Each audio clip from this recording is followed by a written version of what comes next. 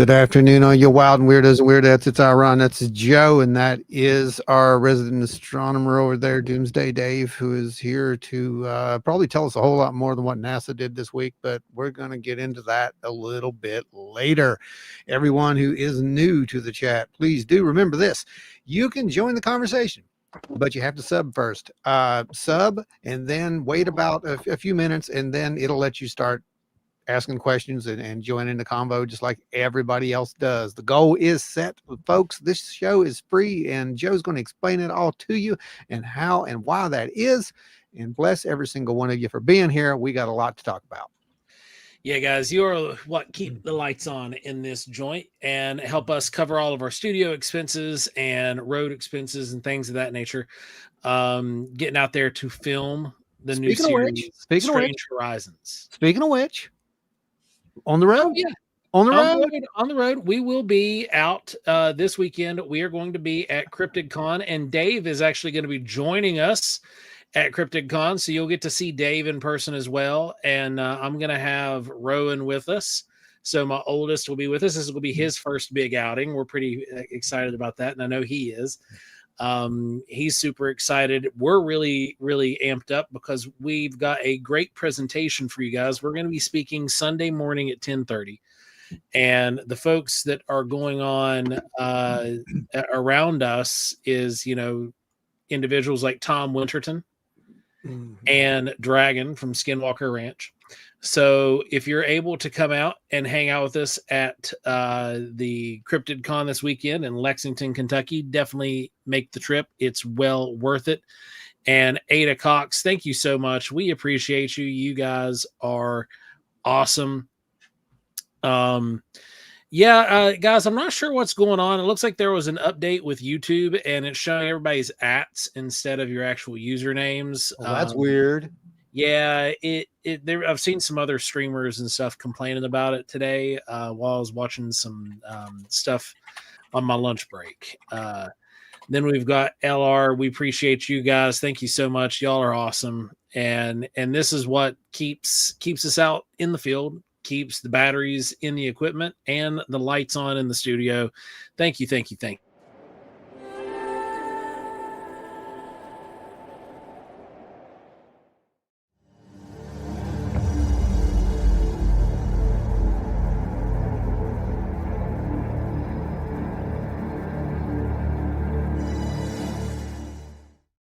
We've got a full house already tonight. L.R. Miller, tiny but significant. It does not matter. That absolutely does not matter. Every little bit helps. Trust me, I know this. A lot of people are. Hey, man, the thing is, this is a free show because of everybody else who is donating. Exactly. And being broke, it's give us a share, give us a like. That's an easy way to help us out. You do it. It's how you do it. So yes, thank you, every single one of you. Seriously, the ones who are actually donating and the ones who are just sharing. Hey, you're doing your part. Because this is disclosure. Let's be real, right, guys? This is what disclosure looks like. It's not about what we have been told that it is. So that's what this is. So if you like the message, then please do share it out.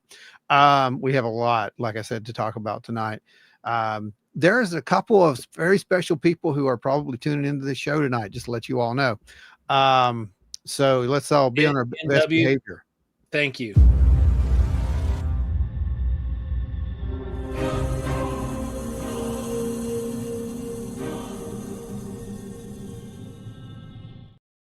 Gary Scholler, you are awesome, brother.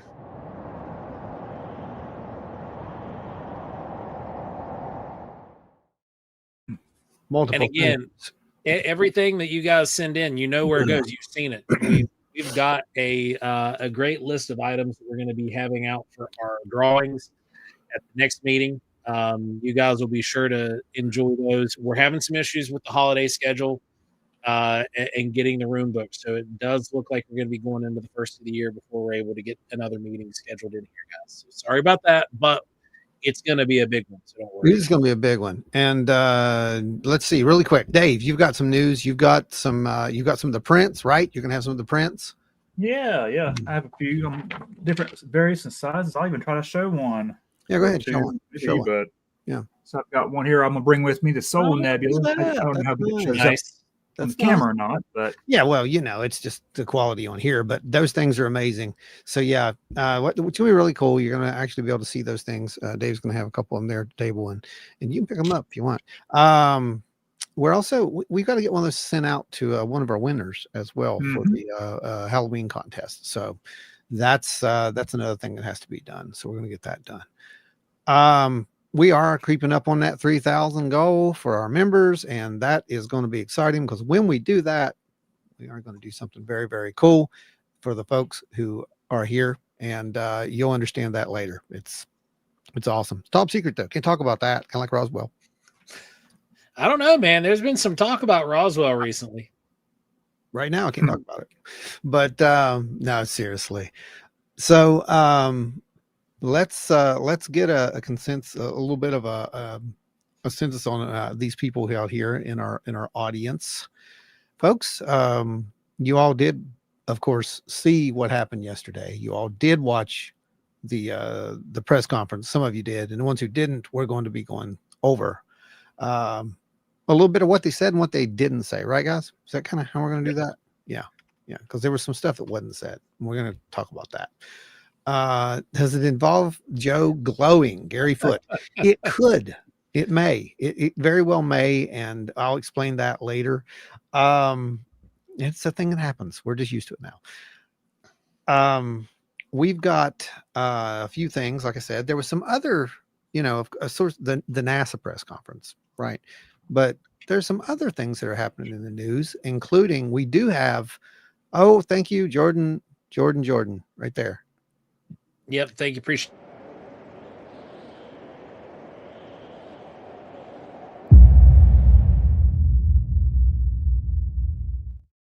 Yes, absolutely. Anytime that you do hit that like button, those algorithms see that. And anytime you go back on any of our old videos or other videos and you just hit that hype button, a lot of people see that.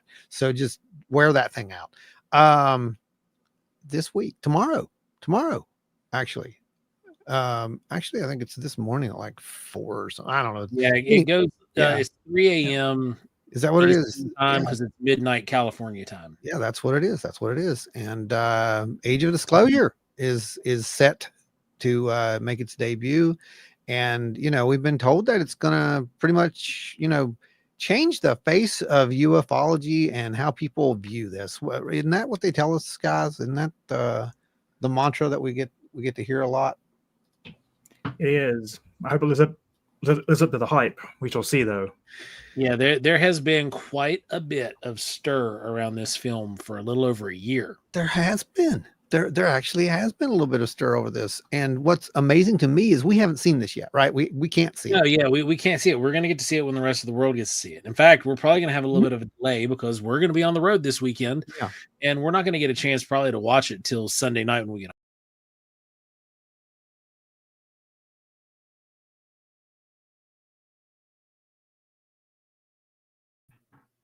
We don't know what Ron's doing. Hang on. We're going to get it back to where we're all on the camera screen and in line here. There you go. There we are. Hey, look, we fit right in with that too. But no, what I'm saying is, we've been told that we really don't even need to worry about this. It's pretty much, go ahead and read that for me. The Age of Disclosure sneakily slips from those official arguments of for transparency into the realm of pure speculation. If you don't believe that extraterrestrials surveil our planet in bubbles that can warp time and space, then this movie suggests that you've simply fallen victim to the government disinformation campaign and intend to make people skeptical of UAPs. Hasn't Hollywood described this as part of the effort? Done precisely the opposite? Question the film and you're a chump, it implies. But anyone who sits through it, it's nearly 2 hours of unprovable claims, is a chump of a different sort. Okay, so here's the thing. The people who wrote and broke the article about the Tic Tac. Right. That's what I was going to say. This New York Times. This is New York Times. These are, like Joe said, the people who literally broke the door to disclosure open. And now they're trying to poo-hoo on it, basically, and call you all mindless. Yeah, and after thinking about this, because Ron and I, on our drives home, we had a phone call and we talked about this a little bit, and I've had some time to think. It's been about 2.5, 3 hours. So, if you think about this, how many of these individuals after the Tic Tac release were asked by the New York Times for an interview? Hang on. It's supposed to be you. I don't know where we're at on that. Hold on. So we're going to do this. Black. There we are. So I don't know where that went, but Well, what I was getting at was it was bringing you up, so you had the floor. So make I yourself thought big. you show up. No, I know it's supposed to bring you up. It's not. You know how it does. It's been Yeah. Anyway, but bring yourself up seriously when you're doing It's kind this. of buggy. Yeah, I'm good. You sure? Yeah, like we can bring it up if you want. I don't. We'll highlight me, I guess, and. Oh man, you blanked Joe. No, I'm the one doing it now. You're right, Joe. Just never mind. Let's just go back to what we're doing. They've switched everything from the beta, and it's wonky. So yeah, just it's weird. Bear with us, folks. There we go. All right, back up to what you were saying. Okay, so anyway, how many of these individuals that made an appearance in this movie were asked to do interviews for the New York Times and turned them down? Probably none. Just that's a guess. I don't know. Yeah, I'm willing to bet that there were quite a few, and that might be why there's some heartburn coming from the New York Times lashing out about, this whole film. Oh, never thought about that. And I'm not saying all 30 some of them. Sure. Because that'd be kind of crazy if all of them turned them down. But well, that would be.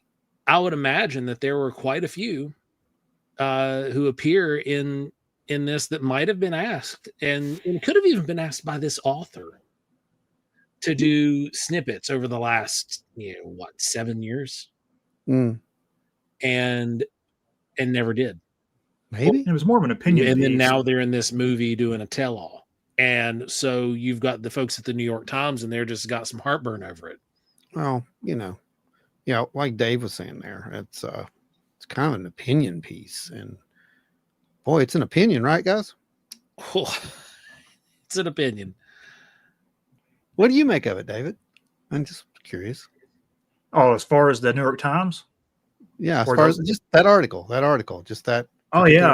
I mean, like I was saying, I think it's just straight up. It's an opinion piece. We talked about earlier about that particular writer for that, and they're being completely biased on their opinion. I think that's the polite way to put it, and I think you nailed it. It shows bias, right, guys? I mean, that's pretty much what we're saying. There's enough evidence out there already, obviously, to show that something's been going on for a while, and for them just to poo-poo all over it, it's like, hey. There we go. I made your comments bigger, guys, so you don't have to squint to see them.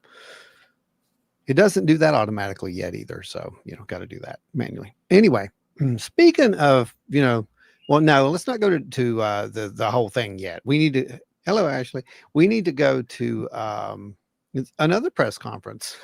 Basically, there was some other stuff that got released this week that people might have missed. Now, we're not going to go over it all. Well, we got Cannon from the country. Welcome aboard Wyoming County. Looky there, everybody. We spend a lot of time in Wyoming County. It's we're glad you found us too. Thanks for joining us. We know that place well. Actually, we'll be showing a little bit of that place later on. Let me find the clip for you guys. Okay, Joe, do take us down into presentation mode and make sure that it's set up normal. It looks like it is on my thumbnail. It shows it being normal. So take us there first. Yeah, it's going to work. Good. Oh, yeah, I know. Sometimes it works. Sometimes it just works. So let me find this because, there was a little thing that came out. Was it day before yesterday, right?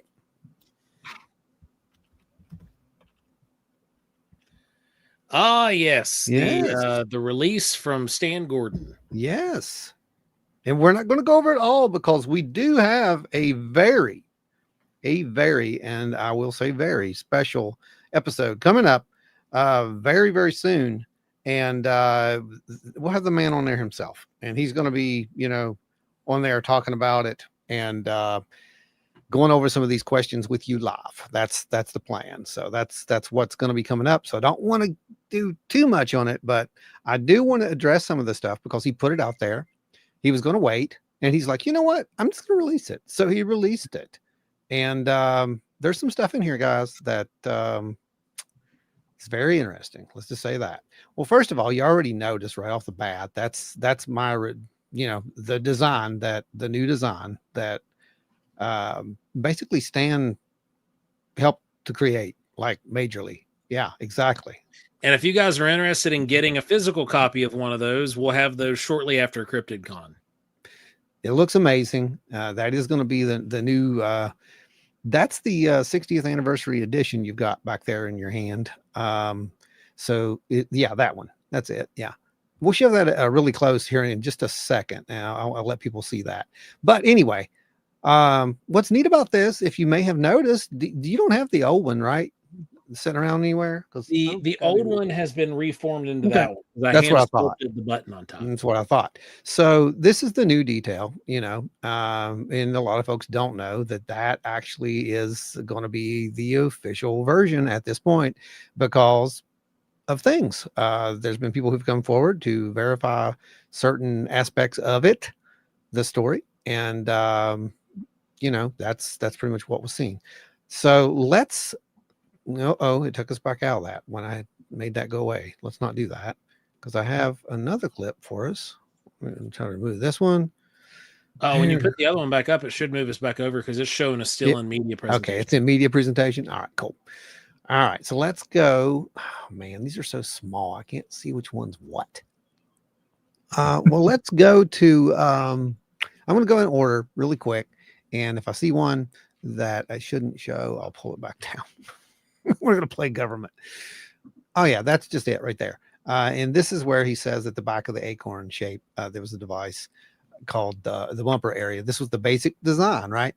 But here is where it gets a little different. As you see at the bottom there, Romansky, who was a machinist for his life and worked with metal, he's the one who said that this thing looked like it was poured pretty much into a mold. It was liquid. There was no hard edges on it. And we bring that up because, we've heard it. You've heard it. Stan's heard it. We've all heard it. There's a lot of people who say it looks like, the diglocken, that there's, all these other similar things that it may be. But that's not the case. That's just not the case. This thing looked smooth and poured. It definitely was not anything like what the images of the Diglock show. Yeah, very, very hard corners on that thing, right? But let's, I've got a bunch, but we're going to save these for when Stan's here. But I want to do this one. There's a couple here real quick because we got to get into the other thing. But we've definitely got to do this one here, which talks about the hatch. I think this is the hatch one. Let's see. Is that it? It is now the right time for me to discuss some stranger aspects of the Kecksburg incident that are not well known or have not been discussed before. I believe the witnesses that I interviewed who provided information were telling me the truth to the best of their knowledge. They had nothing to gain. Many of those people waited many years before confiding in me, and most were still reluctant to discuss what they knew. They are no longer with us. Yep. And that's the key to a lot of this stuff, and we're telling people this all the time. Tell your stories. Okay. We have a forum for you to tell your stories right now. All you got to do is send it in, and it's up here, and it's out, and it's in the public, and people can watch it, and people can debate it all they want. It takes a lot of courage sometimes to do that.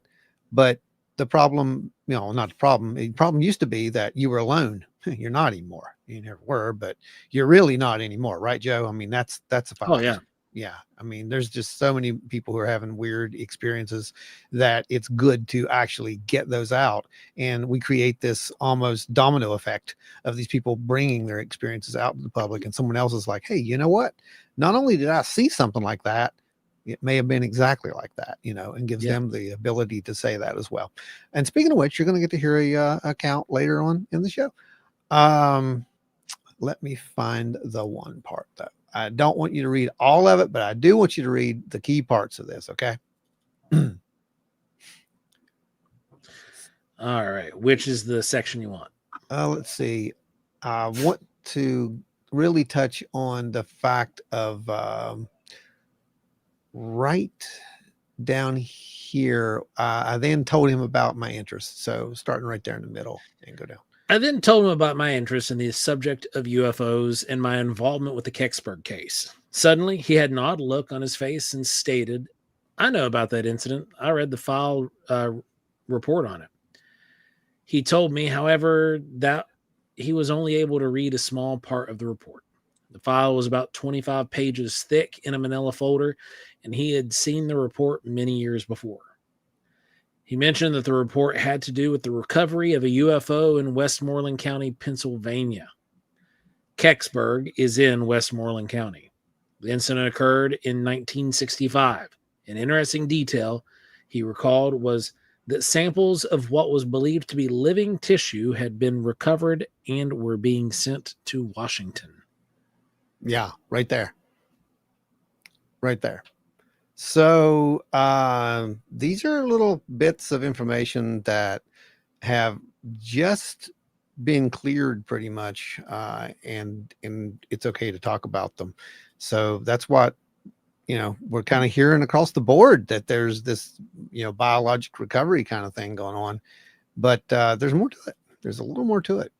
And you'll also see right here that it was in the late 60s and 70s that he was hearing rumors of these three, that 2 or 3 non-human bodies had been removed and recovered from the Kecksburg area. As you see here, he actually talked to someone who saw one of the bodies, saw people in hazmat suits down there, looking for things. But what gets me is this one right here. I believe it's the Woods one. This is my favorite. Guys, if this came up in the age of disclosure tomorrow, wouldn't it? But it won't. But wouldn't it? There is a chance that some of this is going to come out very soon. Related. Well, I think that's why he's putting it out here, is for that very reason. This is, you're going to be able to see it here, and then it's going to be like, well, there it is, and boom, there's the truth, because these people had told him this stuff years and years ago. The witness said, "I swear to God, sir, there was something inside of that thing." Yep. Exactly. And I think that's where it gets really, really strange, when we get down into this possibility that there was actually not just a UFO crash at Kecksburg. It was a lot more than just UFO crash. And, it really was the Roswell of the East Coast. It really was. It really was. There's so many more things about this. And, like I said, we're going on really in depth on this. I think it's December 4th. So mark your calendars, December 4th. And it will be literally a massive Kecksburg disclosure type event show. I don't really even know what all is going to be said, to be honest with you. But I do know that it's going to be quite the show. And I'm pretty happy that it's going to go down. Guys, I'll probably, if you read the Roswell incident and the Kecksburg one to me and didn't tell me which one was which, I might think it's the other one. Yeah, right. Yeah, until you get to the crash recovery portions where they describe the crash, that's where the similarities break apart. Right. Yeah. Right. The appearance of the craft, that's the only thing that's different. Yeah. Mid Ohio, was it the bell? No, it's not the bell. There's nothing. This thing has nothing to do with the bell. And that's what I'm really hoping gets brought out really soon, so we can clear that up. Well, I mean, Stan, I think we dedicated a whole episode to that with Stan, where he cleared that up. You remember the very first episode we had on that Wayne asked him that question. Yeah. And it was just like, boom. Yep. But it came up again because he had more evidence blowing that out the second time or third time we had him on. Yeah. And it turned into almost an entire episode about the debunking of the Diglot theory. Well, there's how much evidence he had that blew it out of the water. There's a few bits of evidence, and some of it is finally being able to get out there. So I'm very happy that that's going to be happening. Can't wait to put that out there and, be part of that disclosure for for Stan, because that's big. It's a big deal. The full article is on stangordon.com, I believe is where it's at, but we will put the link in this episode as soon as the show's over. You can go over there and watch it. And it's over on the group right now. So everybody who does want to read it, you can go over there and grab that and put it in there. As a matter of fact, Joe, why don't you go grab that real quick? That's what I'm doing at the moment. Mm-hmm. Yeah, and put that over there for everybody.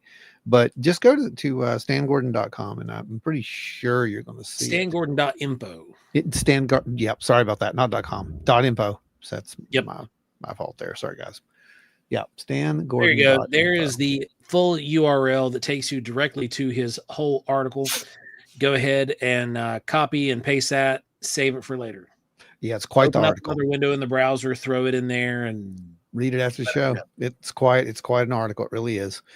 And I think it's appropriate that it gets released before the age of disclosure, kind of like as Dave was pointing out there.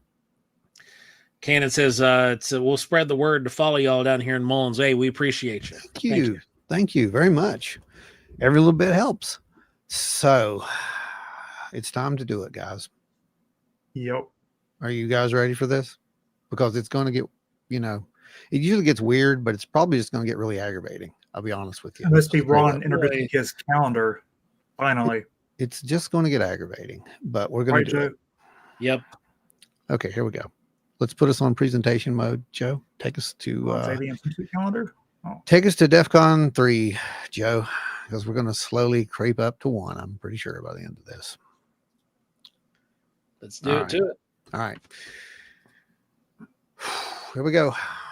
November 20th. I have a folder here that's called NASA. No, I'm sorry. It's not called NASA Lives. It's called NASA Files. Sorry. Never a straight answer. I'm laughing my head off right now, guys. I'm on NASA's Facebook page, from their post about the images, and 4.4 thousand comments, and they are getting ripped. Oh, I know. This is what we're going to be talking about. This is what we're literally going to be talking about. And yeah, exactly what you just said, buddy. What you just said. DEFCON orangish. Orangish. Yeah.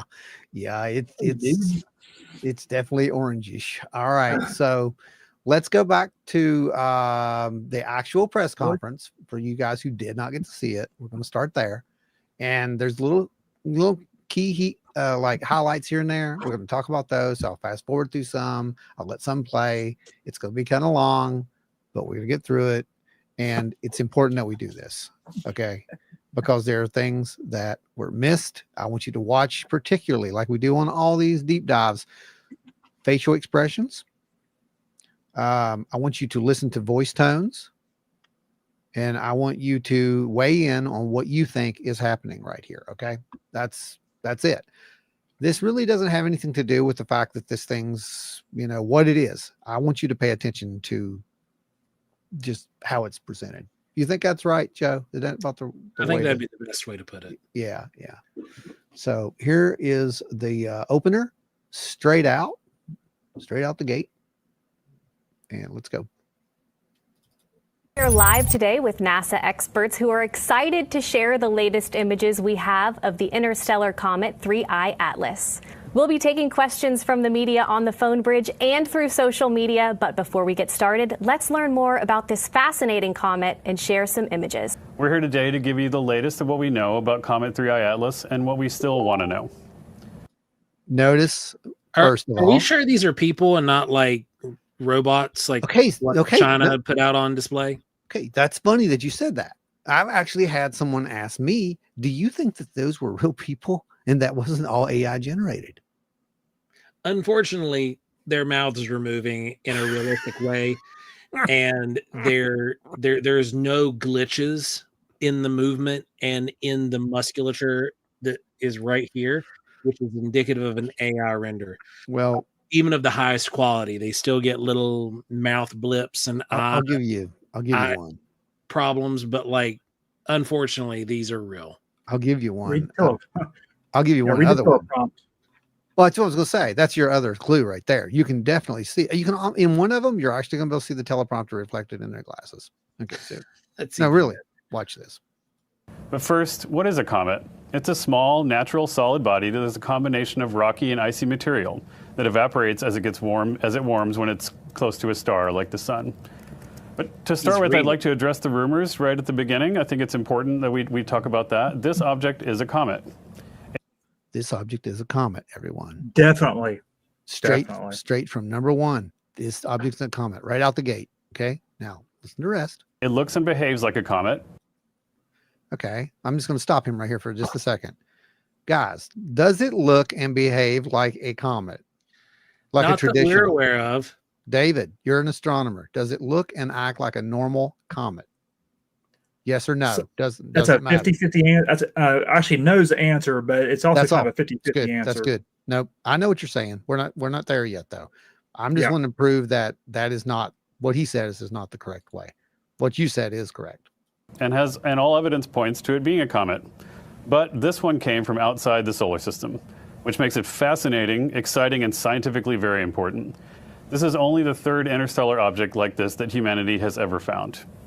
And a little bit more about the rumors. I think it's very important, and I'm actually very excited that a lot of the world was speculating about the comet while NASA was in a period where we couldn't speak about it due to the recent government shutdown. So what they're saying here, pay attention, is that they're happy that you all were speculating with it, even though they weren't there. They weren't at the table. They were doing something else. They couldn't do it, but thank goodness you all did that on your own without our help. But we're here now. We're here. Do you know how easy it would have been for one of these losers to just step up on social media on their own personal account and be like, hey, by the way, like, I ain't getting paid to say they do this, but here's what we're looking at, and here's what I'm seeing from a professional standpoint, blah, blah, blah, blah, blah, blah. You know, we never got any of that. No, still haven't. I think what I took away from that whole experience and watching that as we were working during the shutdown was just how interested and how excited people were about the possibility of what this comet could be. There was a lot of speculation about what it could be, but what I think is really awesome is that folks were interested in this incredible finding that we observed and that came from the heavens, and what that means, what it could mean about how magical the universe could be. It expanded people's brains to think about how magical the universe could be. And I'll tell you, this whole thing expanded my brain. How about you guys? Yeah, expanded it to like migraine level 4. Go ahead, Dave. Yeah, working during the shutdown. He just said working during the shutdown. Yeah, they were there. They were there. Yeah, we'll get to it. We'll get to it. Don't worry. Here at NASA, we think that every day, and so it's really great that you were able to join us while we were, not able to comment because of the shutdown constraints. So apparently, because you're shut down, you're not getting paid. No one can do what Joe said. Get on social media and make a post. Oh, but wait, they did that today. I can't tell you how many folks from the military I saw going on their social media stuff and posting from their active duty station saying, yeah, we're here still doing our work. We ain't getting paid. Blah, blah, blah, blah. Here we are. You know how much we got of that from these goobers? About what that comet is, because Steven says it's magical, just like him. Yeah, it's magical. It's magical. It's magical. All right. We think the universe is a magical place, and we spend your treasure and we spend all of our time trying to make sure that we spend your treasure. We spend your treasure and all of our time. He said that. He said they spend your treasure. I want you to think about this, people. Just think. Just listen to what you're hearing, okay? This, by the way, welcome to the show. If you're brand new to this, we're not conspiracy theorists, just to let you know. We follow data, and we're showing you data. And we're just looking at the data. Right, what is it? Right, he just said the dumbest thing that any government official, I mean, the most honest thing, realistically, that any government official could say was that we're spending your treasure and our time. That's the most honest that a government individual has been in the last 50 years. No, it's true. It's true. It's true. So anyway, he said it. We're just playing it back, and we're going to be playing it back in little pieces because that's, hey, the data stands up, right? We're going to hear that quote later on too. We explore that and share with you as much as we can. In fact, we want very much to find signs of life in the universe. In fact, just a few months ago, we were with you and we talked about what we think might be the signal from ancient life on the surface of Mars, from our amazing machines that have been roving the planet for 30 years to look. He said a signal. He didn't say a sign. I just wanted to make sure everybody caught that besides me. All right, you caught that, yeah? Oh yeah. Okay. That's good. That's good. Yep, he thinks Scrooge McDuck's vault is real. Yes, he does, Enzo. Yes, he does. For those things, that is something that's really important for us to learn about and discover. It could be an amazing discovery if and when we can confirm that. But 3I Atlas is a comet. Yeah, just circle back around, because that's how you do this. And let's not be funny about this. Let's be real. In a presentation where you are trying to make someone believe something, a persuasive speech. Yeah, right. You start with your keynote, and then you end on that keynote at the exact same thing, and generally as smugly as possible. Absolutely. Which is probably why, our presentations are, always liked by people. Right. Yeah. Anyway. We are live today with NASA. Oh, I'm sorry. That was the end of that fiasco. So let's, first of all, before we go to number 2, I want to get let's hear some of your thoughts out there, people. It's your treasure after all. Mid-Ohio, did they bring this guy up from the mailroom? Hey, Bob, we got a new job for you today. Oh man, that's bad. No, that's Here's bad. a blurry piece of grainy crap of the thing that's interesting. If they're distracting us from Atlas with life forms on Mars, imagine what they are distracting us from. That's good, man. That's good. You're exactly right. That's a good point. Yeah, no, Jen, you bring up a good point. This is a behaviorist thing. Why is he always shaking his head no? It's because he probably doesn't believe it himself, generally.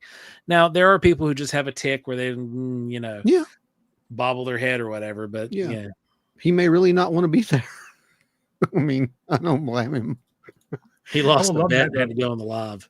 That's what I'm saying. Have a facial recognition specialist kind of read their faces and tell us what they're seeing in their expressions. Right. So let's watch another. Huh? I want my treasure back if that's all I get for it. Right. This is what we're all saying. It's the same thing, dude. So it gets better though, just to let you know. It gets way better. Let's see, 95, 2. Yeah, here's 2 right here. Are y'all ready for it? Because this is the one where we get to see the image. Okay. And the amazing one. Yeah. Right? We need drum rolls for this one. Joe, you got that applause ready for us? I do. Let me cue that. Yeah, just get that. Here we go. Are you ready? Are you ready? Oh, we're ready. Yeah, do it. Ladies and gentlemen. Just to give you a peek, here's one of the images from the closest physical instrument we had to the comet, from the HiRISE instrument on our Mars Reconnaissance Orbiter, taken on October 2nd as the comet sailed by at a distance of 19 million miles from the instrument. You can see that Comet 3I Atlas looks like a fuzzy white ball. That ball is a cloud of dust and ice called the coma, which is shed by the comet as it continues its trajectory towards the sun. Which that's a fact. That's what comas are. He read that right out of the Encyclopedia Britannica live on this feed. Yeah. Well, this is Comet 2I Borisov right here. And we'll see that image looks a whole lot better, doesn't it, guys? Yeah. That's the Hubble image, I believe. That, so to be fair, it's Hubble. It's all right. But we saw the Hubble image from 3I Atlas. It just didn't look like this. So to be fair, just wanted to give you a comparative of 2I Borisov to this. I also want to give you another comparative here. This is Comet 2I Borisov, the first confirmed interstellar comet. See that? Yep. Okay. And that was August 30th, 2019 is when it was found.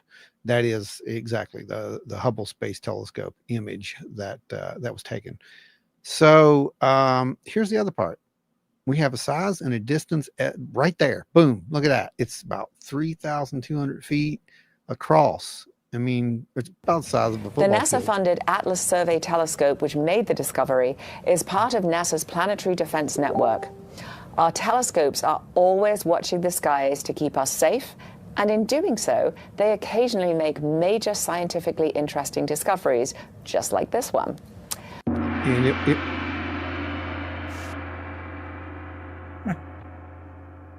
So they make amazing discoveries, right?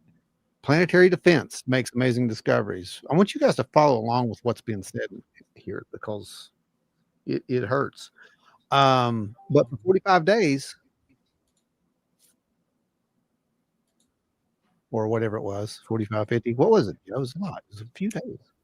43 days, I think. Yeah, it's just ridiculous. It doesn't matter. The point is, Planetary Defense went silent for 40 some days while we had amateur astronomers out in the backyard getting better images of this and better telemetry. What? And as of yesterday. Oh, we're going to show them. We're showing that stuff. Good. Right away, of course, NASA's Planetary Defense Coordination Office they studied it, and they established that 3I Atlas is not a danger to Earth. In fact, it's at least twice as far away as the distance between the Earth and our sun. On October 30th, the comet itself reached the closest it will ever be to the sun when it crossed just inside Mars's orbit, which is why the image that Amit just showed, he noted it was the closest instrument physically to the comet because the comet was right inside the orbit of Mars. To give you some background, NASA's astrophysics missions, like all our missions, they are designed to do things that would otherwise be impossible. In this case, our nation's space telescope. I just want to show you guys that because that, you can tell us what that is, Dave, real quick. It looks like, actually, I'm not sure which one it is. Well, that's a Carina Nebula. But the point of the matter is that's the first image from the James Webb Telescope. Remember the big deal when they made the most amazing images, and they were amazing. But this is what the James Webb Telescope can do.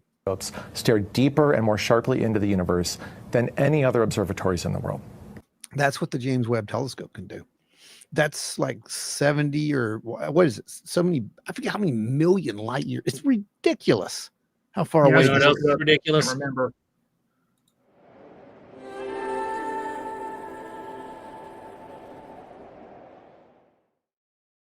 Heidi, you're awesome. Thank you so much. We're going to keep an eye out for those videos too. Multiple blessings.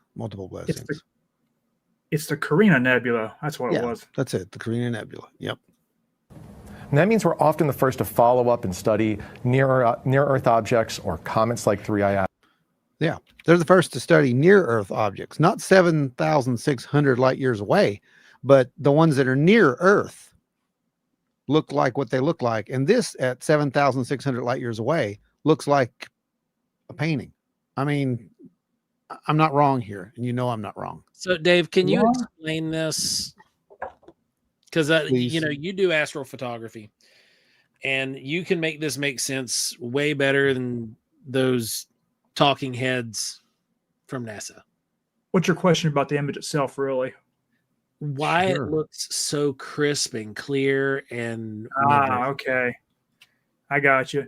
Well, they're doing the same thing that we as amateurs do. They take multiple images for multiple seconds to minutes to hours, and it might take them for a couple of days straight even. But they're taking them, they're stacking the images. They might have, for example, like this one that I'm going to bring with me for this weekend. That's only, it's actually about 7,500 light years away, but the same distance as that one is. Yeah.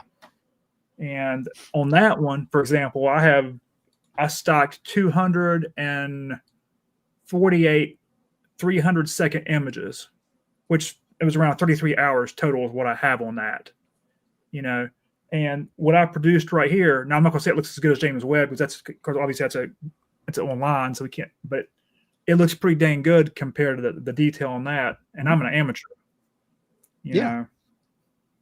Yeah. Of course, they post-process that, of course. They'll post-process it in PixInsight because NASA and European Space Agency, most of these organizations, we all use the same stuff. Amateurs and professionals both use PixInsight.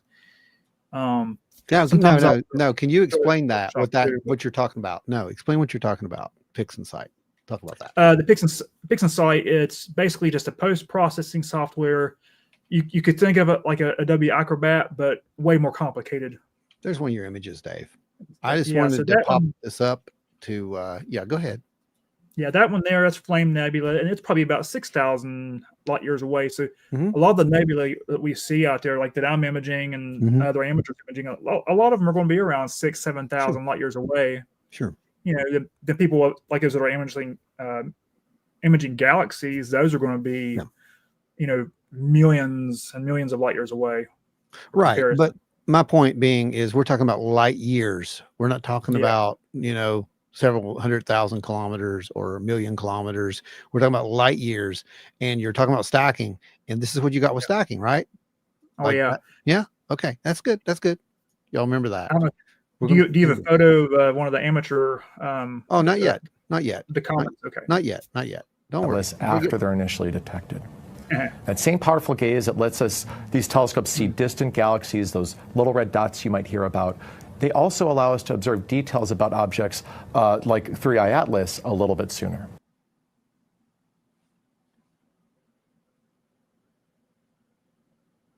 The fuzzy cotton ball. Details. Details. Now, again, what Dave described. Oh, thank you. Thank you. Thanks, Heidi. Thank you so much. Bless you, bless appreciate you, you. bless you. Y'all better be thanking Heidi because it looks like we're going to hit that goal. So that means y'all get a new blessing next week. Matters of fact, I'm so excited to do it. I started it this week, but I had to finish our presentation. And if you're in Kentucky, I'm just going to tell you, you're going to want to see that presentation. Come down to Lexington, Kentucky, Sunday morning at 10:30 in the morning. 10:30. And right before Mr. Walmsley is up talking about Mothman. But yeah, it's definitely a data presentation, and it's probably going to be, you know what? It's a press conference. Let's just call it what it is, because you're going to actually get to see real stuff. So yeah, I've got more. Don't take me away here. We got more to do here. All right. So because we're on the roll. We ain't started. We haven't even started yet. Let's get some of these comments up there for you folks. Let's hear what you're thinking. Let's hear what your comments are on this whole mess, and be honest. I mean, you know, if you think that, you know, we're off track, you go ahead and tell us that. We're okay. We're not going to ban you. That's good, because last time I checked, we have freedom of speech. So speak and be heard. Long and respectful. That's the rules around here. Hey, if you're driving through Lexington, stop by for a little bit and stop. You don't have to come in. Just stop by, give us a call, run out and say hi or something, man. Who's coming? What? Jordan. He's driving through on his way home for Thanksgiving. Oh, Jordan, for sure, man. You should. Yeah, if depending on what time you're driving through, give us a shout, and I mean, we'll run outside real quick. I mean, if we're in transformative mode, probably not, but you know. You never know. You never know. Anyway, carrying on. Here we go. Old reliable NASA's Hubble Space Telescope. What is it, Dave? I was just going to say, I noticed Jen asked a question a while back. It just kind of caught my attention. Yeah. About the James Webb, that one. Mm-hmm. Yeah, I think it's a really good question. Needs answered, whether folks know it or not. But you know, the James Webb. If you already know this, Jen, I apologize. I'm just going to reiterate it for those that don't. But, you know, the James Webb is capturing its images using infrared light, basically infrared instruments to detect the light, as where like Hubble's using more of the visual spectrum. So that's why the James Webb's images look a little bit stranger, more weird, but a little more crisp. So it really wasn't designed to do some of the stuff it's doing, but it's doing a great job at it though. But they have to use that software to get it to look like that. So what you're actually seeing, all that color you see, that's kind of an interpretation that most astronomers or astrophotographers use, whether they're professionals or not, because a lot of that light we can't see with our visual spectrum because we're so limited, and they get that color in there so that we can kind of make out the detail in the object. It would basically appear more black and white to us than anything, like more brown. That's what most our eyes would see. But I just wanted to make that point. So. No, that's a very valid point. And so here we have, what is that one? That's the Hubble one, right? I think it's Hubble. What is it, Octo? So I'd be very curious to see if you'll be able to bring up that article I sent you. It would be great to compare what NASA is saying, more like contrast it. Okay. You sent it to both of us in our messenger. I got a Okay. copy of it here. I can Copy. send over to you in the notes. Okay, cool. Celebrated its 35th birthday earlier this year. And not too long after that, in July, it looked at 3I Atlas, not long after we discovered it from the ground. At this point, 3I Atlas was about 277 million miles from Earth. And what Hubble's images revealed was a few things. First, a teardrop-shaped coma of dust coming off that solid, icy nucleus of the comet itself. From these When I speak very, very softly, you are more likely to believe everything I say. Well, this is the only person so far who's ever sat through a communications class in college. Apparently. data, astronomers were able to more accurately narrow a few things. Importantly, the size of the nucleus. We now know it's between, at that point actually, we knew it was between 1,400 feet in diameter up to as large as 3.5 miles in diameter. So here's my thing about that little image I showed you guys earlier about Borisov. They knew exactly how big it was. But on this one, we don't know feet from miles. How is this possible? I think they know. Okay, that's fair enough. So do I. That's my And we're not, opinion. no, that's fair enough. That's the whole point being is, you know, I think common sense rules that in, that they do know. And Hubble also saw that the comet was losing dust, and not just losing it, but losing it at a rate consistent with other previous sunbound comets that originated from within our solar system, consistent with the physics that we figured out from watching those objects. And what James Webb did, and its companion Sphere-X, which we only launched at the beginning of this year, is it added infrared observations. The power of infrared observations is, these are colors we can't see. They're redder than what our eyes can detect. And infrared light is particularly good at helping us understand the composition of objects. We can see little molecular fingerprints from the things that the objects are made of. So, Hey, Joe, what else can they see? Well, it depends on how you want to frame it here, because like Enzo says, it looks like they could at least see that, you know, this is probably pretty brown. Mm-hmm. With these infrared observations with James Webb and Sphere-X, we detected an abundance of carbon dioxide gas in the comet's coma and in the bright cloud of gas and dust surrounding that comet as it approaches the sun. Those molecular fingerprints I mentioned, those are the little like science wiggles you might see in the top right of these images. Okay, I want you, first of all, listen to what he just said. There's a little, you know, science wiggles, those little science wiggles, y'all, because that's how we describe it to you kids. We now know from seeing those science wiggles, those fingerprints of those molecules, that the comet has a nucleus rich in carbon dioxide as well as the presence of water ice. Now, the ratio, like we can not just say that these are on when it's far away. Anyway, I'm going to Science wiggles. I'm going to use that multiple times in our presentation on Sunday. Why not? They did. Yep. We have that. We have that too. If you look at this video, you'll notice the science wiggles. But wait, no, it gets better because this other guy, it takes it down to a whole different level. This one really bothered me, like a lot. Okay. See if it bothers you as much as it bothered me. I don't know. Maybe you like to be talked down to, and you know, maybe you're a third grader or something. Before we get started, I just want to remind everybody of where we are, who is where in this play.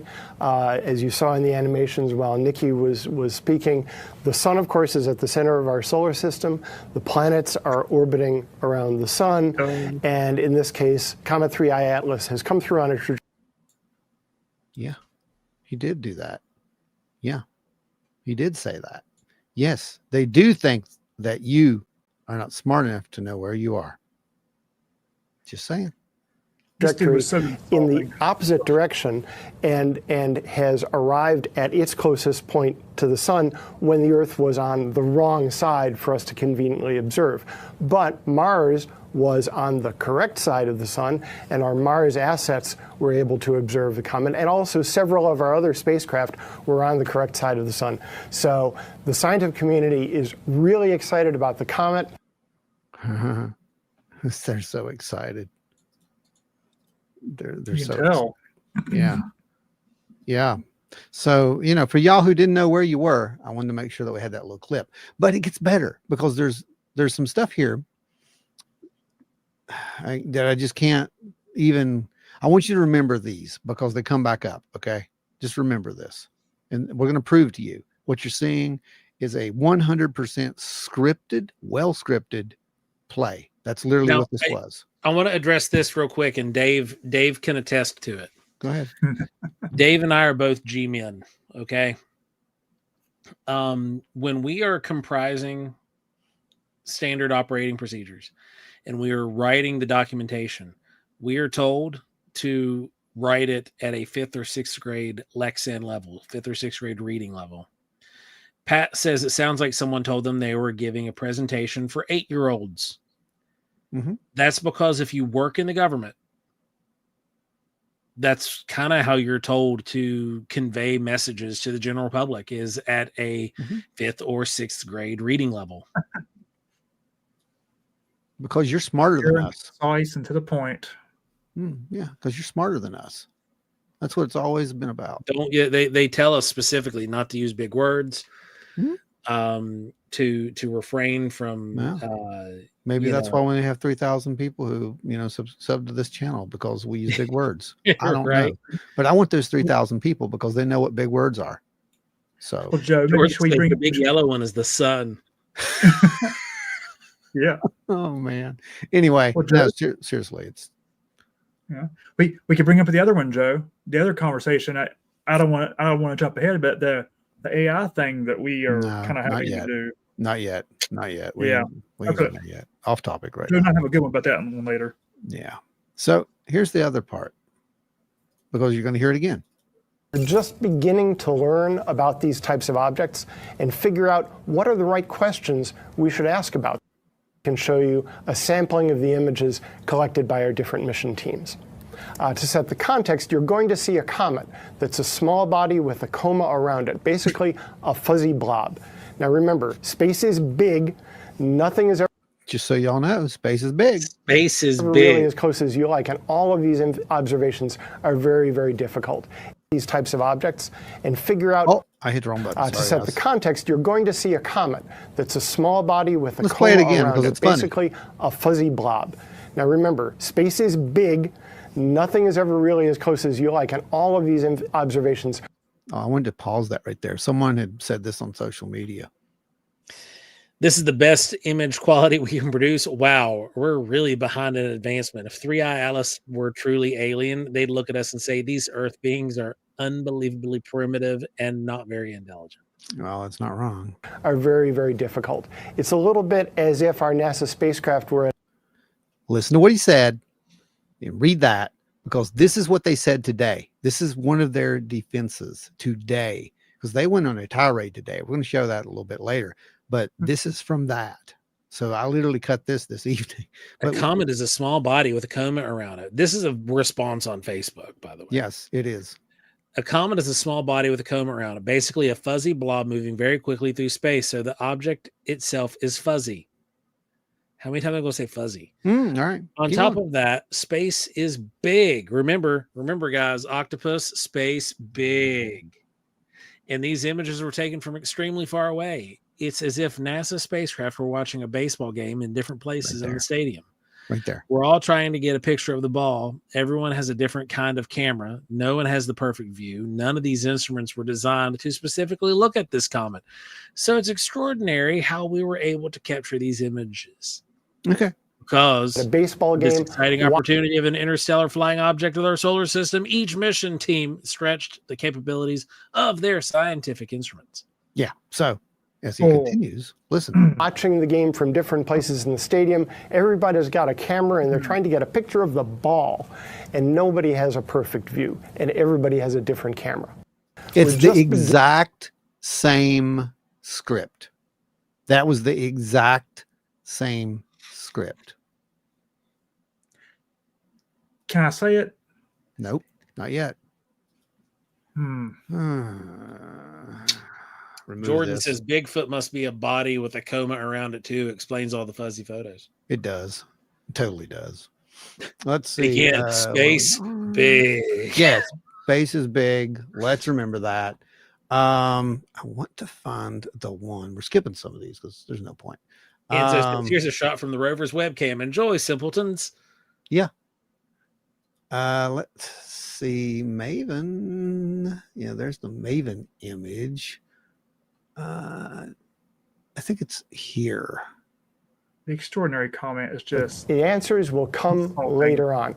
We are still at this phase, very much in the state where we're figuring out what are even the right questions to ask about interstellar objects. This is a snapshot of where we are very early in the scientific process. What? They're not asking any questions. They already know the answers to those questions. Don't let them fool you. That's not true. Come on. So let's go to, well, here's this one. This is a good one. Can you fine tune any more on how big or small it might be? Origin, all that sort of thing. Thank you. Thanks for that question. There's a lot of territory to cover there, so let's see what I can do. The size of the nucleus still has yet to be pinned down. The best data are still from the Hubble observations that Sean was talking about. So we're still right now in that range of somewhere in the vicinity of a couple of thousand feet to a couple of miles diameter, but we'll get better on that one. Borisov, again, just, in case you missed it earlier, we knew exactly how big it was. Just like pretty quick. So significantly smaller. Oh, I've got a question for you, and it's a dead serious question, and it's very, very serious on this because, I don't know, planetary defense. They're planetary defense guys, okay? Shouldn't we know how big something is that's going to possibly threaten the planet if it could potentially do so? Would one think this would be a logical thing? I mean, it already did threaten the planet. It caused them to spend our treasures. No, they did. They'd spend our And treasures. now we don't have treasures anymore. That's true, Joe. That's true. The shape of the nucleus is also difficult to pin down because generally we're not resolving it in our observations. It's obscured by the dust, and especially it's obscured by the reflected sunlight off of the dust in the inner part of the coma. But what observers from the ground have been able to do is observe the brightness of the center of the comet over time to see if there's a modulation of that brightness that would be an indication of rotation. And it's very difficult to discern. So what it's looking like so far is that there's not a big, the shape of the nucleus is not very far from being round. Doesn't seem to be a big, or at least we're not seeing signatures of a very elongated object yet. You know how I can tell that they're stealing my treasures?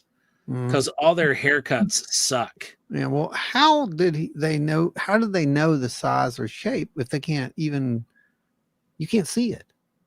Yet, it appears that it's like this. I don't know. It's been seen enough they should be able to.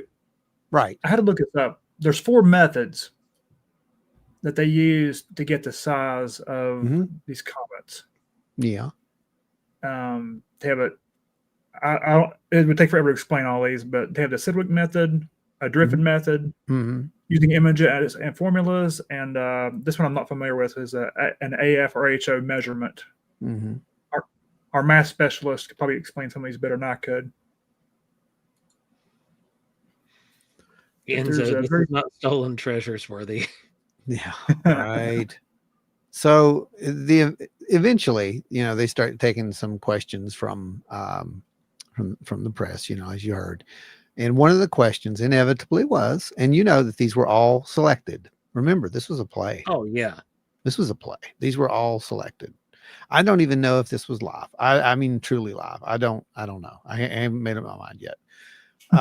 There was at least a delay. I know that. And I do also know that according to what I have seen, and I will show you some clips from that there was no comments allowed on their actual page while this was happening. Now, their comments were turned on the YouTube from what I heard, but they were ignoring every single one. Also what I heard. So anyway, here's one. Where'd it go? Okay, thanks. Sorry about that. Amit mentioned the rumors that were, kind of scurrying around about this thing in the weeks leading up to this briefing today. I have two questions for anybody who would care to answer. One is, did any of you seriously, did you take seriously the proposition from some that this could be an alien spacecraft? I doubt you did, but I'm asking the question anyway. And number two, why would you doubt it? Why would you doubt they did? They're planetary defense. They should take everything seriously. Anything should be taken seriously. Wrong or right, guys? No, yeah. I mean, maybe not necessarily taken seriously, but at least looked at. Mm-hmm. That's be what I'm saying. Exactly. Is there any evidence you see in any of the data you have that would fit an explanation like that? Or as far as you're concerned, does all of this data say conclusively that this is simply a comet that happens to be passing through the solar system? Thanks. So I'll take that one, Bill, and thanks for the question. We love all of the different science and all of the different kind of hypotheses into what these things can be. When you start seeing something, you just got a point. It's natural to wonder what it is. And we actually love, as Amit said, we love that the world wandered along with us. We didn't wander along with you. I didn't think that they were doing anything. We didn't hear from them. Yeah. We wandered along with ourselves. We were out here trying to figure it out, with cardboard tubes if we had to, because those were giving us better images than what we were getting from these guys. We didn't wonder with during them. during this whole transition, real quick, Octo, that article that you brought up, I can't get any of the images to cross over in a format that's going to be presentable here in the show. And I have a feeling it's because that website, space.com, is formatting things in a way to not be shared on platforms like, this kind of stuff. It's probably .w web or whatever it is. They have to be.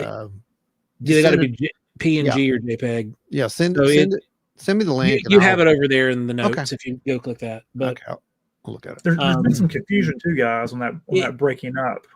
We could do a screen share on it, but it's just going to be a screen share, and then that's all you're going to see. But the article is essentially about the breakup and how it was taken. Photographs were taken of it breaking apart. Mm-hmm. And we talked about that a few weeks ago, actually, because it allegedly had started potentially breaking apart. And we talked about the fact that it might be breaking apart, but then there was new evidence showing that it wasn't. But then there was evidence showing that C-23 broke apart. Yeah, which C-23 Atlas is different than 3I Atlas. Yep, I actually have pictures of that one. That's what I tried to get to bring in. Okay. Yeah, I've got some pictures because they are the ones from C3. They're not the 3I Atlas. Yeah. I've got some images of that C-2023 or whatever it was. Yeah. And that's such a cool thing. We certainly were able, because of the measurements that Sean described from the astrophysics telescopes that immediately turned on this object once we'd found it. And even, I was interested. I just learned that we'd actually gone back and actually seen it before we even found it. So that was super cool. So Planetary Defense just learned that they went back to look for an object. Their Planetary Defense, but they went back retro and looked for an object after it was already discovered. Okay. Just heard that from Sean. But, we were very quickly able to look for sort of, the easiest thing to do, I'll put it in a different way, is if you understand comets pretty well and you understand asteroids pretty well, you kind of know the signatures that you're looking for. And so you can sort of look for those quickly and tick them off and say, yep, it really does behave like a comet. In other words, no one knows what they're talking about except for them. That's what I just heard. I could be wrong, but that's what I heard. But here's one. If you know what you're looking for, then you're able to easily track it. That is kind of a nice way of saying, well, if you were smart enough to look at this and see it the way I do, then you'd understand what I'm saying. Truth. And you know what? Just to make it a little more interesting, our old buddy chimes back in, and this time I don't know where he's going with it. And I didn't know where he was going with this. I mean, I was just like, what's happening here? I don't understand why he's saying this stuff. But then I found out that another script was being read. And we actually saw that script again today. So here's what that looks like. Things from other places, we naturally expect them to be different from our own homegrown variety. And I like to imagine if you're fortunate enough to have grown up in Hawaii and you only drank Kona coffee, you love your Kona coffee, and then somebody says to you, well, gee, have you tried Sumatran? You're going to say, well, do you expect it to be different? And they'll say, why don't you try this? And you try it and you say, wow, that's really different. And you realize, well, I expected this to be different because it was from someplace else. It was a different environment in Sumatra. Now, does that one sip of coffee tell you everything about the weather in Sumatra and the soil and the people who harvest the coffee? Bless them. Of course not, but it's different, and yet it's still coffee. And that's what we have in this case. We have a cometary body.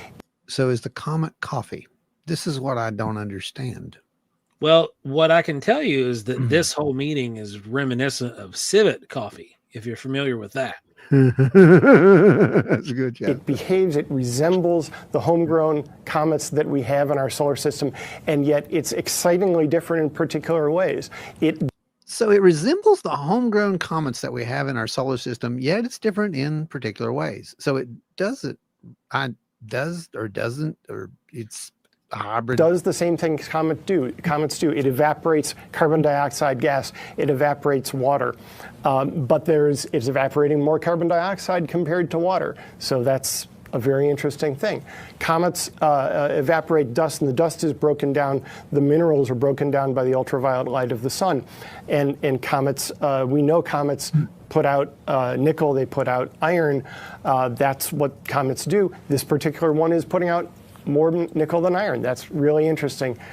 Yeah, that's really interesting. Yeah. And then he just kind of like changes the subject and walks away from it because he's like, well, I don't know. I better not say anything else because they're going to be taking this clip and probably putting it on YouTube and making it look like I don't know what I'm talking about. But he does know what he's talking about because he's reading the script. He's been told to read the script. But he does say one thing that's very, very true. Very true. So we're always interested in new ideas. We're always interested in new suggestions, and all ideas are good when they're born. But those that stand the test of time, those that stand up to testing, those that are supported by the evidence, are the ones that survive. Now, I love it when these people get so arrogant that they all say the same thing. We've heard this before too. And what's really funny is it's going to come down eventually to them having to choke on those words. Yeah. Right? I mean, that's and maybe not over 3i Atlas. No, not 3i Atlas. I believe that is a comment. But when it comes to the initial comment of, let me break it down for you, follow the data, and that the evidence supports the data, you're going to be in a ball game that you're not prepared for. That's where a lot of these scientists are going to wind up being. Oh, they really are. Because the data is not what they think.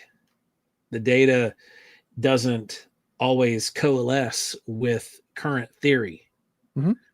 And, you know, we've had a bad habit over the last couple of decades of having these what's called settled science, which is very unscientific in its roots. Because as we have figured out with 3i Atlas, some of our understandings of Newtonian physics, which Newtonian physics are considered a settled science, aren't so settled anymore because of 3i Atlas. Mm-hmm. No, I absolutely agree with you. And, you know, it just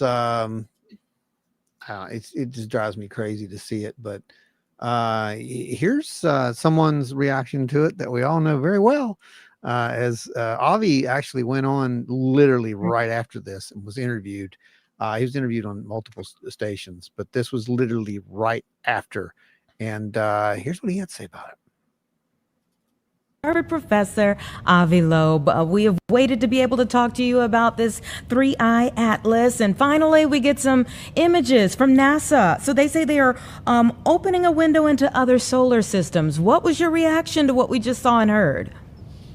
Well, there wasn't much news, I must say. An hour before that press conference, I was asked by a reporter, what do I expect? And I said that I don't expect big news. NASA will repeat the official mantra that 3I Atlas is a natural comet and that they were unable to process the data until now because of the government shutdown. And probably the high-rise image will show a fuzzy ball of light like the Hubble image. But I hoped to be surprised, and I was not. What just happened? I'm not sure. The media presentation pulled us away, and I moved it in. I just moved it into a different setting, so we're not a media presentation, even though it shows we are. Oh, that's weird, right? Yeah. So anyway, yeah. So he has another really good point, and I don't care if you like Avi or not, but he brought up some really good points that, like Joe said, we're just going to have to admit. Main questions we have about 3I Atlas were not really addressed. And I would say that the data that was released over the past week or two after 3I Atlas came out of the direction of the sun so we can observe it from Earth, that data is far more interesting. It is. Yet we don't have it from them, right? At least I haven't seen it. I mean, you know. Extremely rare properties of this comet that should puzzle them.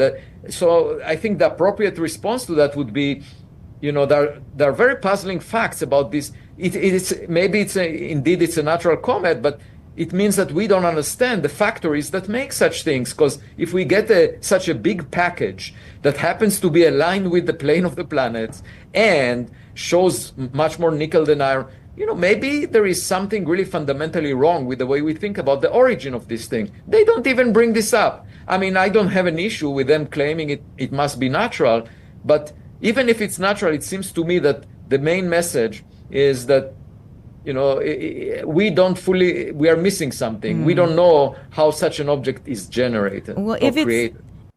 No, and he's 100% right, but, you know, he actually gets a little more animated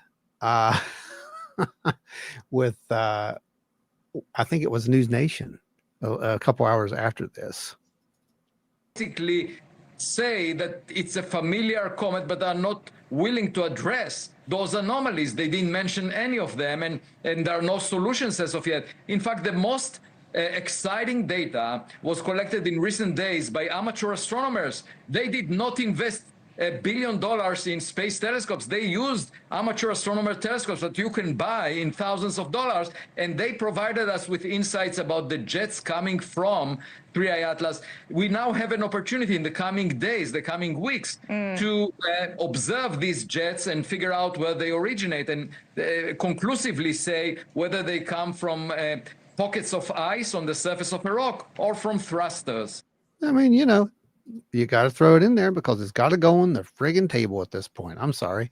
You know, he didn't say it was aliens, but he didn't say it wasn't. So. Well, or do you think NASA's just decided it's a comet and we're going with that? This is a good one. Well, bureaucrats or unimaginative scientists want us to believe in the expected. But the rest of us know that the best is yet to come. You know, life is worth living if we allow for the unexpected to surprise us. And, you know, science is a learning experience. All I'm suggesting is let's collect more data to figure it out for sure. Okay. Because we cannot be sure right now. Thank you for watching. Hey, thank you. He's right. We can't be sure right now. Take us to regular mode, Joe. Lower the DEF CON. Okay. So I want to know honest reactions. I saw a couple of them come up out of there as we were doing it. We can't really read them while that's happening, but yeah, I was throwing them up on the screen with it. Okay. So group consensus here. What's your thoughts? What's your thoughts on this? Did we get an honest answer, or did we get a answer that supports a narrative? Yeah, I don't know, right? One thing I'm bringing up previous data that Abby had brought up, but the gas to ice ratio. NASA doesn't talk about this as much. Yeah. Reading off my own script here, but 4% of the gas coming off of it is water, with carbon dioxide and other gases being more prevalent. They don't even get into that. They're talking about all this ice coming off of it. There's not even that much coming off of it right now. Oh yeah. It's great. It's great. And let me just really quick. I'll show you what they did today, because someone at NASA was not happy today. I saw that. There was a lot of comments from NASA. Yeah. People like Joe, take us to presentation again. Weren't they arrogant, Ron? Well, I mean, it's just what it is. This is their actual page. I want you guys to see that, right? I want you to see that. I want you to see what's the number one thing. We're going to zoom in on that, but I just want you to see what's right there at number one, right? But before they did that, they apparently decided that they were going to just take over social media today. And where's it at? Is it this post? It may be this post. Yeah, it's this post, right? Want more? Look at that. Want more? There's your little more condescending, a little more sarcasm in here. There's still more observations to come. They're kind of telling us, they're going to give us more stuff, right? They're taking over social media. Anomalies. Here's their official response to that, just to let you know. And this was only after Avi had said what Avi had said. But look what we got. What we got, guys. Can someone read this for me? 3i Atlas does have a few differences compared to other comets from our own solar system, but that's expected because it's from an entirely different planetary system, which we postulated from the get-go and said that was a possibility. And I don't know why they're talking down to everybody. But everyone we've seen, everything we've seen still fits with the observation of comet behaviors. Looking at 3i Atlas versus other comets is little like comparing coffee. Good Lord, here we go. From different regions. This is civet coffee. Again, if you don't know what civet coffee is, Google it. Just look it up. There are images taken during the government shutdown while our spacecraft were still permitted to operate. Our content releases were required to be paused.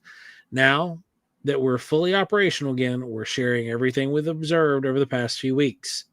Want more? Again, yeah. There are still more observations to come from both our spacecraft and ground-based telescopes. New imagery will be publicly available for 3i Atlas website. Go to nasa.gov. Yeah, here's another one for you. This was one of the things that got it all off to a start today. This was the little comment that they made. And for those who don't get this was an inside joke. Is what this was, and it's a joke on us. Is what it is. You know what that image is, right? You guys do know what that image is. Looks like a piece of fabric. It's not. Today is our Comet 3i Atlas takeover. This is how they started it. And we saw your comments yesterday. So let us talk about it. First, though, a group picture of the social media team bringing you this special event. That is the pale blue dot image, is what that is. That is the image that was taken.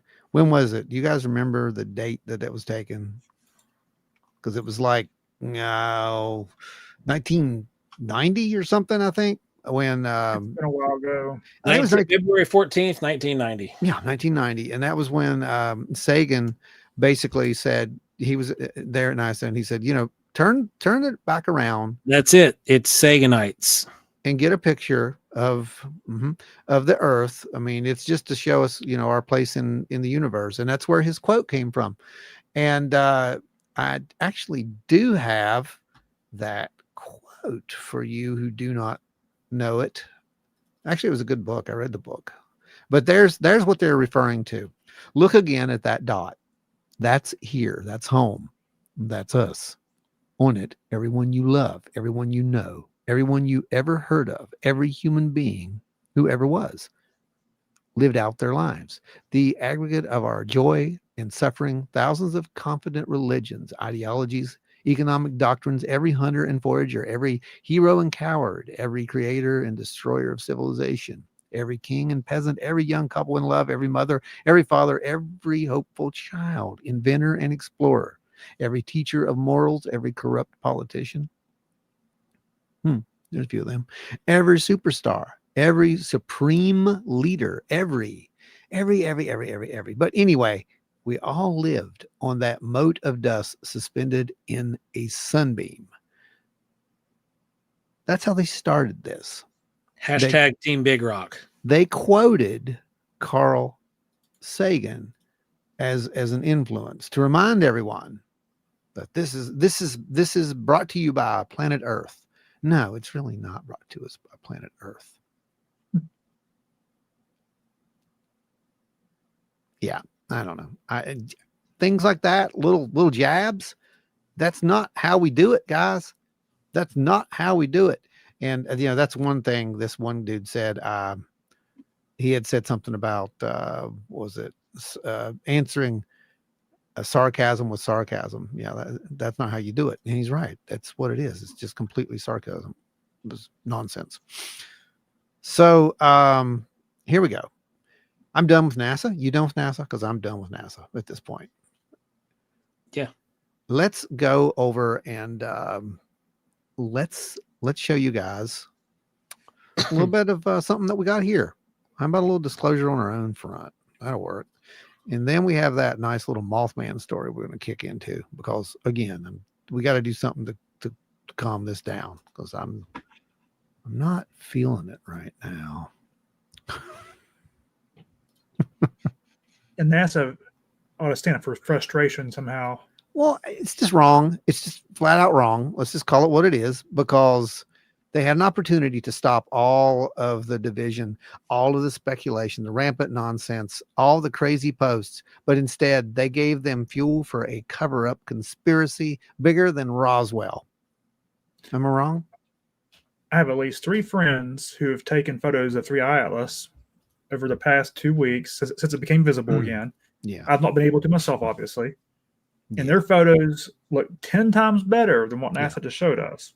Oh, I know. I'm It's aware crazy. of these. Yeah, totally aware. Enough about NASA. Sorry, it frustrates me. Well, it absolutely frustrates you, because they blew it. Exactly. That's exactly what they did. I mean, I didn't really expect much. I really honestly thought that they were going to kind of make fun of the the alien hypothesis more than they did, and it's kind of weird that they didn't. To be honest, I still don't really know what to think about that. But either way, it was a letdown. There could have been some things there, and there should have been. There should have been some discussions on those anomalies.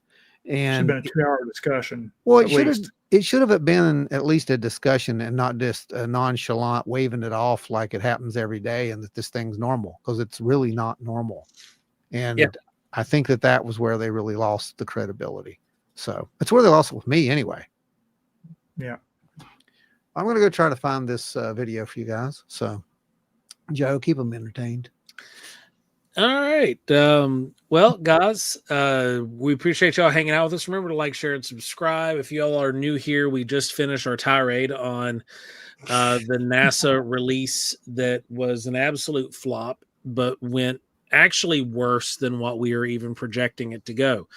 While we did, for the most part, agree that this is probably a very normal for where it comes from object. None of the answers were clear enough to help out with anything, and it's typical government information. Let's face it.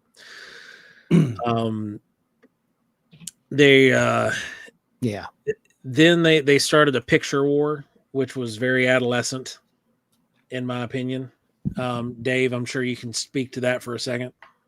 Yeah, it left more questions than it did answers. Like we said, it didn't address any anomalies, but the photos is like a couple of guys I know, they took, let me see, I don't have any up in front. I should have brought some up in front of me here, but on the time that they spent. But basically, on a comet, when you're imaging a comet with astrophotography, it doesn't take that long. Usually you're doing like 30-second exposures, maybe less than that.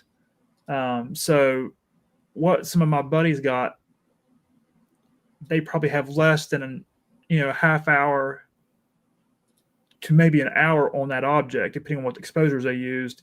And yes, they stack them. When they stack them, they clean them up, and they do look a lot prettier than what NASA showed us. But that higher rise one, I remember Abby talking about that one specifically, and that actually gave us a ton of detail. It gave us pixels. No, it did. It gave us blurred pixels. And there's people who are actually saying, I don't know if it's true or not. I'm just going to tell you what they're saying, and because it's going to be all over the place with the theorists. And again, NASA, you did this to yourself. They're going to be looking at it, and they are looking at it right now, and they're saying that it looks to them that it has been literally a Gaussian blurred. It looks like it has been doctored. So Linda says, have y'all seen the stuff from China about 3i Atlas? Yes, we have. China's official statement, we covered it last week here. And apparently 2.5, almost 3 weeks ago, China lost interest in the object and quit studying it.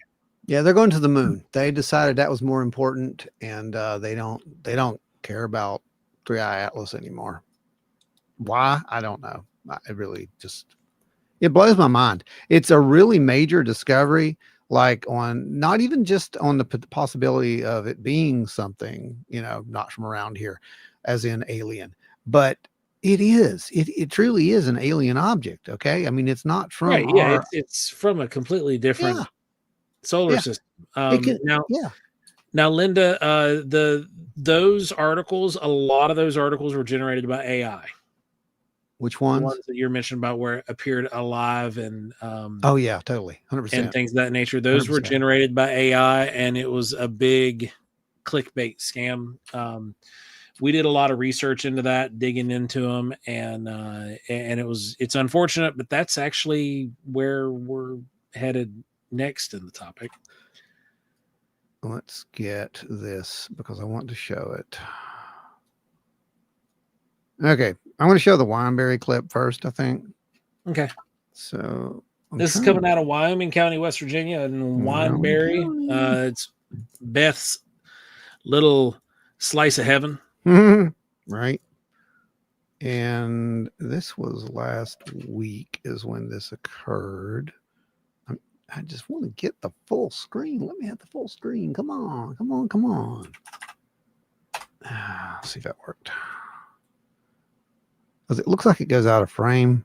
It's not going out of frame. It kind of just disappears.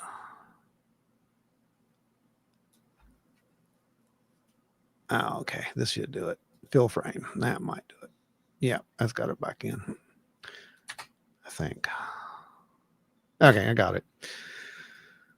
Okay, here we go. Let me come right around here and do a share screen for you guys. Window. Oh, yep. There we go. You guys can see that. There's a little dot you're going to be looking at right here. We'll be zooming in a little bit on that dot. Look, it's not fuzzy. Anyway. All right. Let me do this. Okay, here we go. You see it right here in the middle, right? Yep. Okay. So, I mean, first of all, I thought it was a star, but no, it's moving. And then it does that. And that. And now it's gone. Now, what's interesting about it is if we go back and watch it frame by frame, and I'm going to try to zoom in on it where we can see it a little better. Here we go. Let's go in here and go frame by frame on this and watch it.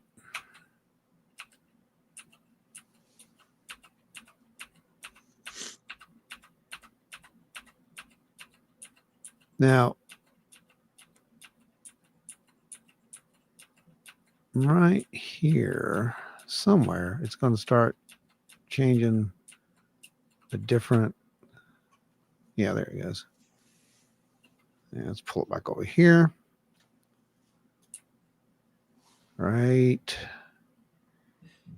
in here. Okay, here. So now it's starting to change. And we're going to see the color change on it.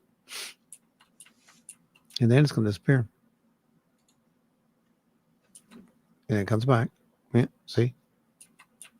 And gone. And there's a little tiny dot right there. So it's probably going to come back again. There it is. There's a little tiny dot right there. Back.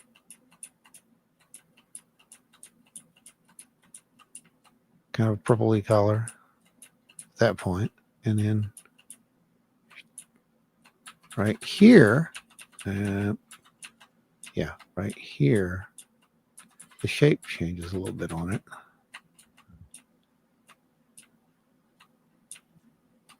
Pull it back up. Camera's moving. Bright. Right here. And I believe it's gone at that point. Yeah, it's gone at that point. So, what? I don't know. It's just a weird light.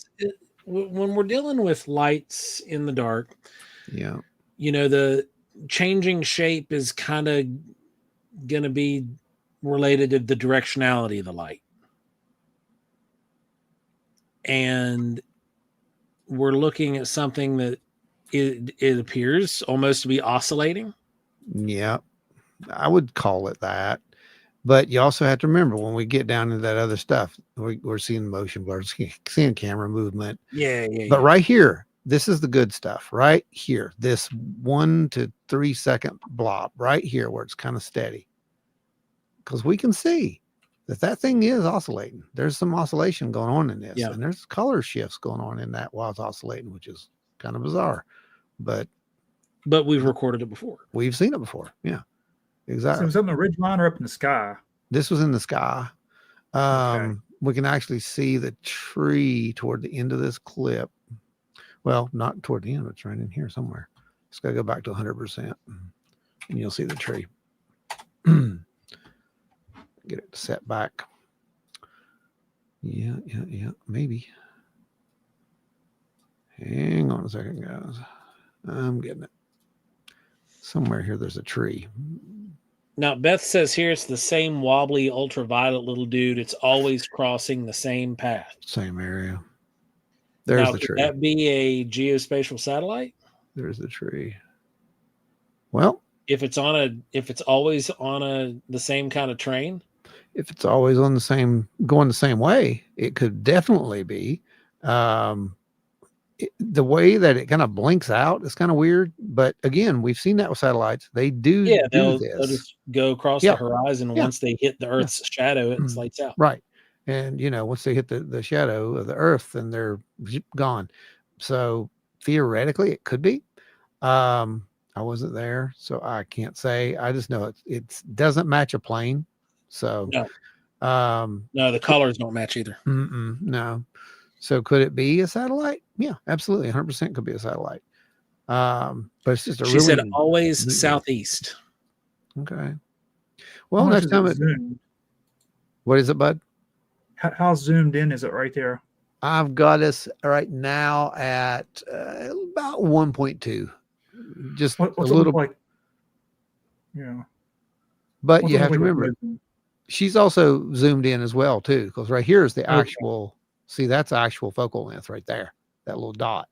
So, we get a little bit of a distortion, I think, as far as it goes with the size and, shape and all that, based upon the camera movement and based upon, a few other factors, distance and the zoom, which is obviously a digital zoom. So could definitely be a satellite. I mean, here's its actual size. And we know that we've seen them and recorded them, and they have looked like that. But the way to test that, very simple. Tony said directionality and oscillation. Dude, the tonal shift from NASA to you guys is giving me whiplash. Easy out of the fuzzy talk next time. Okay, let me make this really, really easy for you guys, right? So you see that little dot right up there? That looks like a star. Well, stars are the things that you see when you go outside at night and you look up in the sky. And the sky is big. Those are stars. And then if you think about it, that really bright one in the daytime, guess what, guys? That's a star too. So this call little it thing, the sun. we do. And that little thing right there, we don't know what that is because it does look like a star, but I see multispectral shifts in it, big word, which means that it's changing colors, fancy word for changing colors. Now, I'll tell you something else that this could be, Joe. It's not, but it could be. We've seen that multispectral shifts, and you know this too, Dave, with atmospheric distortions on celestial bodies, right? That's true. Yeah. Dave, could you explain that a little bit? I'll give you an example. Again, with astrophotography, when imaging, we have basically a space weather chart that I look at. I've mentioned it before, atmospheric. Oh yeah, it's great. Love that thing. There's one on there, like one of the three on there is called transparency. Mm-hmm. So what we're usually looking for to image is average transparency is what you want, and then you want, of course, above average is really what would be ideal, but usually we get average on the regular. So even at average transparency, because of the atmospheric conditions, stars are going to look like they're either flickering or changing colors. Sirius, one of the closest stars, that one all the time. People mistake it for a UFO all the time. Kind of like Venus as a planet, but Sirius, it's on a really clear night. It looks amazing. Mm-hmm. It looks like a Christmas light on a tree or a prism. It does. It changes color. It looks like it's changing colors. But yeah, that's what we're getting there, Beth. It's even satellites is privileged to capture and look at it. No, it's better than that. It's data. Yeah, and you're catching the data, and you held the camera still, you count it steady, and you watched it till it was gone. It's data, and that's the key point to this stuff. And you didn't run at it, and you didn't say, "Oh, look at this amazing UFO I captured." No, you didn't. You said, "I got a weird light." You said, "I don't know what this is. Can you look at it?" Sure, I'll look at it. And we pulled it up, and here it is. And now, if it is a satellite that's constantly moving, and she sees it that frequently, it should show up on a satellite tracker. And it will. And that was my next bit of advice. Just grab your satellite tracker and check your time, check your date, check your location, and see. Now, you also want to remember with your satellite trackers, folks, satellite tracker is an app. It's an application. That's the thing that you can get for your cell phones or your computers. And what it does is it lets you... Cell phone is tiny. Right. You can talk on those. It's amazing. Amazing technology. Just the science is amazing. Now, seriously, what you want to do is you want to get a good satellite tracker and you want to line it up and kind of gauge where that thing's at. And typically, now they can be off by a little bit. A few degrees. They can be off by a little bit. But if you see something that's close to that, that's probably what it is. If not, you also have to remember there are military grade satellites that we don't have listed on those apps. So you just can't rule it out, but you can't rule it in either. And this is an example of why we have to have multiple data sets on stuff before we can actually say something. Yeah, it's really cool. It's awesome. It doesn't zigzag though, I don't think. That's the thing. I see a real nice little arc when it's coming over the tree and then the camera starts moving. Now, Jordan brings up a point. Would if it was a satellite, it wouldn't zigzag like that, right?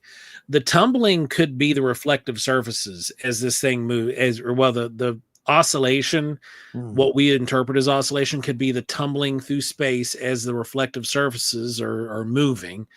But the zigzagging, that's very possible, could be shaky hand. Because or what's the other alternative? Heartbeat. Anything. Literally anything. Walking, moving, any kind of movement of the camera is going to give you that jostle. So unless you're on a tripod, and even then, if you're on a tripod and you have a sticky tripod, like you'll still get jerk motions. I think some of and Joe, since you were in the Air Force, this might have something to do, but like usually like low Earth orbit sats, in particular like military, or you could say spy satellites. I mean, they're usually going to be at a lower Earth orbit too, and maybe appear a little bit larger. But again, if it's appearing And they move on faster too, on a regular basis, that's the easy thing to check. Double check that, make sure, because you may have an anomaly. Who knows? Because satellites sometimes they're not in the same place. So who knows? I don't know what you got out there, to be honest with you. Yeah, with everything else that goes Not on there, it's hard to say. Not with Wineberry. So anything goes. You just said, Beth. Yeah, it's possible to be anything. That's exactly right. With that place, Watch it all. It could be anything. Did you? I mean, I'm sure you did, but did you take any other readings while that was happening? Though, actually, they do go to, but no, they don't. We've actually had this conversation with some people who was looking at some of our stuff, and this is a fact. They do that, but it's extremely slow. The maneuvers are not instantaneous. So if you're seeing something and it's moving like that, it's zigzagging, it's not a satellite. And if it's actually out there doing that, it's something else. I don't know what it is, but it's something. They do position, but yes, it is not instantaneous. You will not really notice that unless you're doing what Dave does and have like time lapse cameras set up and you watch it kind of go across and change its path. But rapid fluctuations and movements, it's not going to do that. I will tell you, astronomy people and astrophotography hate satellites. I hate satellites. Oh, I had no idea that they were as bad as they were until I saw, some of the photos, and I'm like, wow, I get it. I totally get it. Guys, check out the link I sent. I sent you guys a link. You'll have to snag the entire thing. It broke it into 2 posts there because it's a long link. Oh, I did one of those. Yeah, or you can I'm going to try to snag just the minimum data and post it again. Well, this little link that I gave you, Ron, if you want to share it, I don't know, but it'll show you how polluted our space is, literally out, around the Earth. It's ridiculous. Oh, it is. Absolutely is. All right, folks. We're going to try to get this up there. Did you get it up there? You got it, right? There you go. It's up there. So what we're going to do is we got that, like I said, we got a viewer sent in clip. It was supposed to be in for the Mothman special last week. It did not make it in time. For whatever reason, it didn't come through. And I'm glad it didn't, because I got to actually cut it and, make it sound better and, bring it out a little bit better and give it the royal treatment. But this is from our viewer and friend, John Turley, and over there at Crowtown. And he sent this in for us, and it's a really cool story, and it does involve Mothman. So keep in mind, this was for the Mothman special last week. And, if you want to send in a story and get it seen up here, on the show, then by all means do so. And if you have any accounts that you want us to look at, like Beth just did, for the live in focus type stuff, then send it in. We'll be glad to look at it for you and get a community response on it. As you saw, everybody's very well mannered. We know how to have proper discourse here, and we can discuss things. It's just how it is. That's why we like these people. Go take care of those kids, Beth. I've spent all last month in that boat. All right, here we go. This is John. Hey, Joe and Ron, coming at you live, sort of live. Well, it's recorded, but I'm live right now from the Crowtown Squatchers Bigfoot room. Bigfoot, Mothman, Godzilla, comic book, Atari room. Quick view of, I got a lot of stuff in here. Might recognize those up in the corner.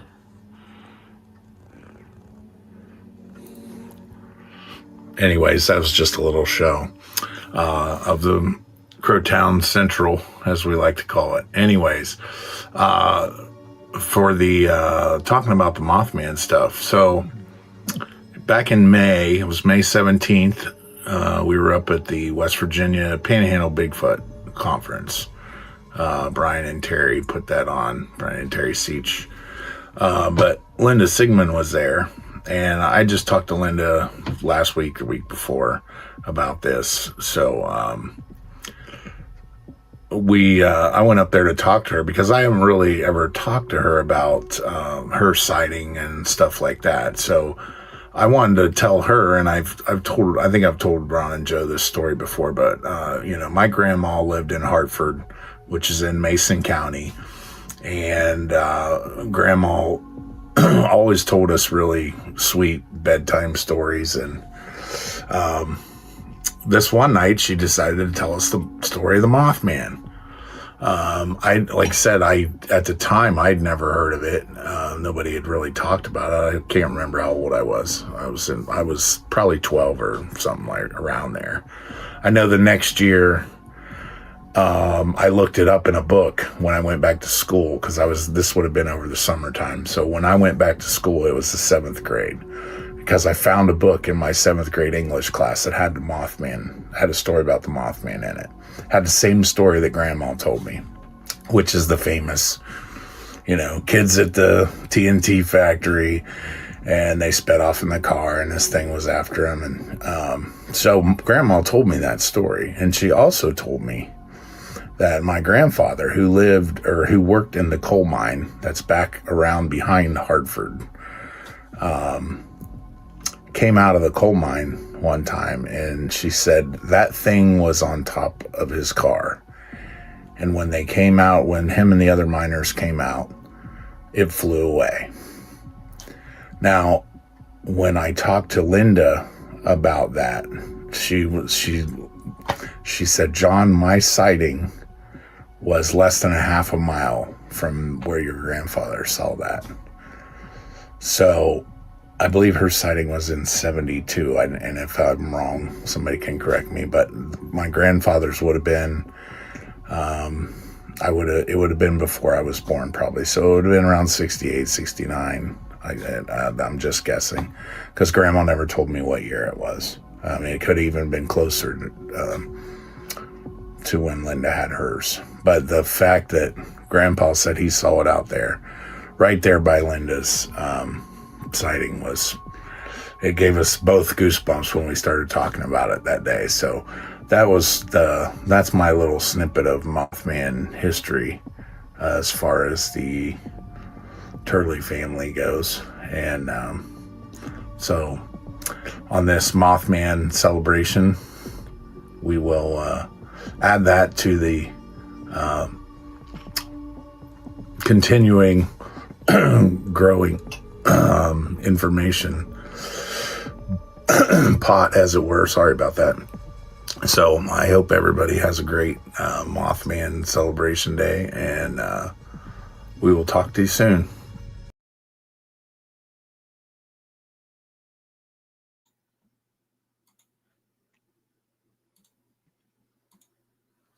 Hey, Ron, your mic's muted. Yeah, I see that. Yeah, so it was 1967 when Linda had her sighting out there, and yeah, that's man, that's interesting. I gotta hand it to him. That's very interesting. So what's really cool about that is we've got people, still sending in these incredible stories after all these years. Yeah. And so again, if you've got a story that you want to share, we'll do the same thing that we just did there, and pull that up just like we did for John.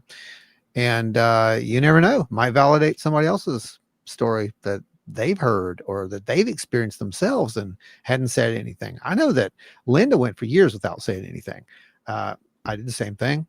You just get to the point where you really don't care. And then you're really pleasantly surprised. Even Joe, when he saw, whatever he saw, the Bigfoot like things or whatever they were that were playing around. It's the same stuff. It's like, you'd be surprised how many people have had these experiences. Oh yeah, especially if you go to any of these events and the people that walk up to you and will just tell you. Oh yeah, absolutely. And they the ones that are kind of real nervous about it are the best ones, because when they figure out that they can talk around you, then they start talking, and they don't stop. I mean, it just keeps going, which is a good thing. That's how it works. Well, again, we are disclosure. We've said that multiple times. It's a fact. The government ain't gonna give it to you. NASA just proved that to you. Age of Disclosure, that's going to be a cool movie. I'll give you that. But is it really going to change anything as for the rest of us? Probably not. Now, what is interesting, and you and me are going to do a deep dive on this, buddy, is we're going to be looking at Lukatsky's latest book. Oh, yeah. Yeah. In depth. Recent revelations. And we're going to be looking at this book in depth. And oh boy, there's some stuff in there. There's some really incredible stuff in there. And, you know, I think that we showed a couple clips from, you know, his interview with Corbell and Knapp last week, but there's going to be a lot more, and we're going to break that down, and we're going to be talking about the book itself and how it relates to some of the stuff that we have come across, because in his own words, you really can't study the UAP or UFO phenomena unless you get your hands dirty in the paranormal stuff. It's just part of it. It's just how it is. There's nothing we can do about that. So you can't escape the elements of high strangeness. It's just what it is. No, you can't.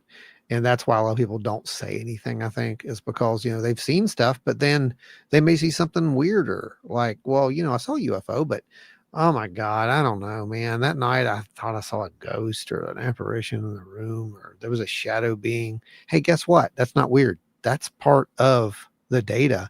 And that is a repeating factor. These kind of hitchhiker type effects, or these after effects, you know, as we call them, the overlaps, as we have labeled them at this point, of the A and B phenomena. It's normal. It's very normal. It really is. And the longer that we look at this, the more, I guess, desensitized to a lot of it we become. Yeah. Yeah, I mean, we really have, and it's almost like it's so normal at this point that it almost doesn't even get a mention at times. That's the weird part, right? There's certain things that we'll experience during an investigation, and we won't even mention it on camera. Yeah, you know, while we're filming, something to happen because we'll grow so accustomed to a certain thing taking place that we're just kind of like, oh well, that's happening again. Yeah, and we have to kind of smack ourselves and be like, wait, no, that's data. We have to do that. We have to address that. We can't do that, you know, but it does. It becomes so common that you really get to the point where you're just expecting it, or it's so common that it's just part of the experience at this point. And it's just weird. I don't know how to explain it, but yeah, but we'll be looking at the latest book. New Insights is the book. And we will be, I think we're going to do like a full sit down and deep dive into it, really. And the amount of time it's going to take to record that'd have to be what we do. Yeah, it's going to be a full podcast type thing. So you guys, when it comes up, you'll get to see it. So make sure you hit the subscribe and all the notify, of course. I also noticed that on the notify, you have to have that set to all, or something similar to that now. I didn't know that. I just learned that. That's why a lot of you guys aren't getting notifications, because if it thinks that this particular episode isn't relevant to what you typically watch, it won't notify you unless you have it set to all, notify all. So make sure that you do that. Indeed. And again, yeah, Kentucky. Exactly. That's going to be a great one. And, there it is. That's going to be what we're going to be doing. And if you're around there, you're going to definitely want to stop in and see it. It's going to be a lot of fun. Hopefully we'll get some Q&A time at the end of it. We'll see. We'll try to push for it. But the Q&A will take place at the table, if nothing else. You know, either way, you'll get to answer your questions. We'll have some stuff set up for you. You'll be able to see stuff just like we do at any of the other events. You'll be able to ask your questions. And I think we're going to have, like I said, a little bit there at the table. So we'll definitely have the laptop there, so you can watch some stuff from the table itself. Dave will be there, as we said. Yep. As well as my better half. Yeah. But yeah, so if you got any questions, feel free to ask. We'll be doing the thing. Yep. It's going to be a good time, guys. So stop by, check it out if you have a chance. If you're able to get there, we would greatly appreciate it. And then make sure you stop by and hang out for a little bit. There's going to be a ton of stuff there. It's a show that is so worth making the trip to go to. So if you're able, make the trip. it's the last of the year. Hurrah for us. And then we're back into the grind to get things ready for next year. So we just thank you guys. We appreciate everybody who donated tonight, everybody who helped keep the lights on here and to keep this thing free for eons and eons to come, and from any content being put behind a paywall. Oh, yeah. You guys, the donors that have made sure that everything stays free. And for that, we and everyone else thanks you. Yep, exactly. And, you know, we do need to mention, Joe, that we will be back. We will be on next Thursday, right? That's not Thanksgiving, is it? Yeah, next Thursday is Thanksgiving. Okay, so we probably won't be on next Thursday. So we'll probably scrub the show out till maybe Friday or something like that. Whatever you think. Works. Does that work? So yeah, I don't really do anything on Black Friday, so well, not an evening anyway. Yeah. So let's do that. Let's have next week. We're going to be on Friday, and everybody, you know, it is that time of year. So have fun with your family, have fun with your friends, and you know, just I don't know how to even make it make sense to you, but just stop and relax and be. I think that's the best words. Yeah. Enjoy the moment. Don't worry about the news. Don't worry about any of that crap. Worry about your family. Have fun, you know, and just enjoy it. Try to remember that particular. Because it might be the last time. Because hashtag Team Big Rock. Please stop. Doomsday Dave, shut up. Don't say a word. But no, for real, everybody enjoy it. Have fun. And, you know, don't let the weight of the world bother you, because as we've seen, there's people who have, what would we call it?